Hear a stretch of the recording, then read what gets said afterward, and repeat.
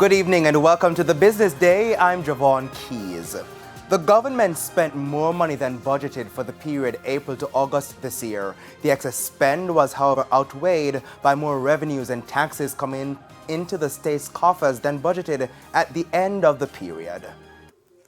The government spent $299 billion for the April to August 2022 period. This was $2.5 billion or 0.8% over budget. Chairman of the Economic Program Oversight Committee, EPOC, Keith Duncan, says this also reflects an increase in spending compared to last year. This expenditure was $15.7 billion, 5.5% higher than the outturn for the corresponding period 2021. As we said, the recurrent program spending reflected a faster pace of procurement than anticipated.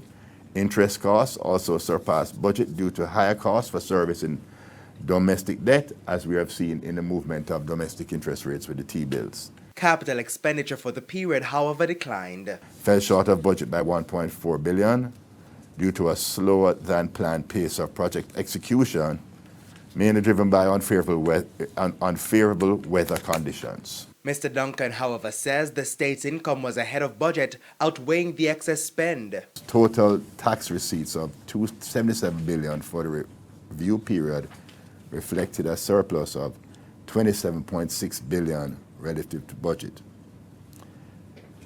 This outturn was also above the $218 billion, which was for April to August 2021. That's a significant increase over the previous corresponding period year over year. This was driven by an increase in special consumption tax collection due to the higher than projected value of goods coming into the country. More general consumption tax GCT was also collected in tandem with increased economic activity. Revenue and grants for April to August was $297 billion, $30 billion better than budgeted. Non-tax revenue was almost $4 billion more than projected.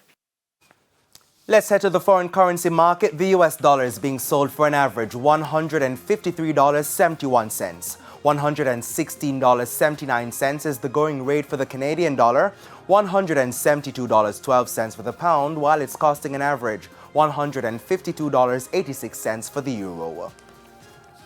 The JSE index advanced by 851 points today, while the junior market index declined by 34 points. Leading the advances were Productive Business Solutions US dollar shares, Siboney Group, Trans-Jamaican Highway 8% shares, Portland JSX and MPC Caribbean Clean Energy US dollar shares, while among the losers were ISP Finance Services, Access Financial Services, T-Tech, Epley 6% preference shares due 2024, and Paramount Trading Jamaica.